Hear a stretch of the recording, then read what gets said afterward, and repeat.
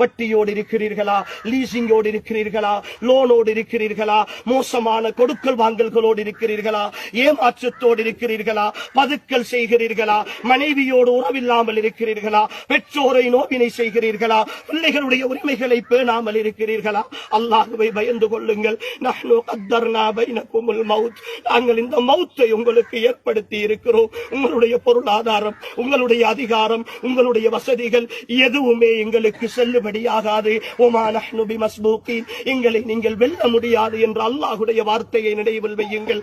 அரசியலின் பெயரால் முகநூட்களில் அடுத்தவர்களை இழுத்து எழுதுகிற என் அன்பான சகோதரர்களே, இந்த சபையில் அரசியல்வாதிகள் வந்திருக்கிறீர்கள், இருக்கிறீர்கள். அல்லாஹ்வை பயந்து கொள்ளுங்கள். உங்களுடைய அரசியல் இந்த சமூகத்திற்கானது, இந்த சமூகத்திற்கானது. நீங்கள் அமானிதங்கள். இந்த சமூகத்தினுடைய நீங்கள் செய்கிற ஒவ்வொரு அநியாயத்திற்கும் அல்லாஹ்வுடைய சன்னிதானத்தில் நாங்கள் வழக்கு தொடர்வோம், வழக்கு தொடர்வோம். அல்லாஹ்வின் மீது ஆணையாக இந்த மக்பராவில் வைத்து நான் சொல்லுகிறேன், அல்லாஹ்வுடைய சன்னிதானத்தில் கேள்வி கேட்போம்.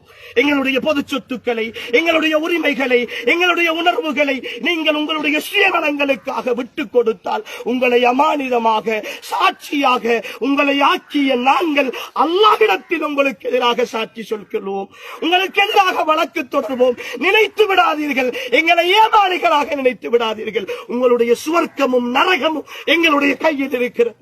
நாங்கள் வருவோம் அல்லாஹ்வுடைய சன்னிதானத்தில். அரசியல்வாதிகளின் ஆதரவாளர்களாக இருக்கிற சகோதரர்கள், மௌத்தை பயந்து கொள்ளுங்கள்.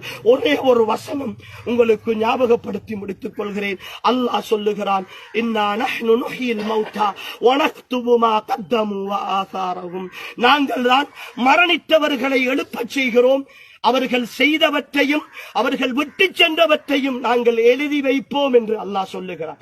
முகநூலில் நீங்கள் பதிவு செய்துவிட்டு யாரோ ஒருத்தனை பற்றி அவதூறு எழுதிவிட்டு அரசியலின் பெயரால் நையாண்டி செய்துவிட்டு மீம்ஸுகள் கிரியேட் பண்ணிவிட்டு ரீல்ஸுகள் போட்டுவிட்டு இசைகளையும் சினிமாக்களையும் போட்டு நீங்கள் கேவலப்படுத்திவிட்டு இந்த கபருக்குள் வந்தால் உங்களுடைய முகநூல் இருக்கிற காலமெல்லாம், அதை படிக்கிறவர்கள் படிக்கிற காலமெல்லாம், அது தொடர்ந்து வருகிற காலமெல்லாம் இந்த கபருக்குள் வேதனை செய்யப்பட்டுக் கொண்டே இருப்பீர்கள், தண்டிக்கப்பட்டுக் கொண்டே இருப்பீர்கள். அல்லாஹ்வுடைய விஷயத்தில் விளையாடாதீர்கள், அல்லாஹ்வுடைய விஷயத்தில் விளையாடாதீர்கள். அவன் ரப்புல் ஆலமீன், அவன் ரப்புல் ஆலமீன். அவன் எப்படி அருளாளனோ அந்த அளவு ரோஷக்காரன் அவன். அவன் பிடித்தால் தாங்க முடியாது. என் சகோதரர்களே, அல்லாஹ்வை பயந்து கொள்ளுங்கள்.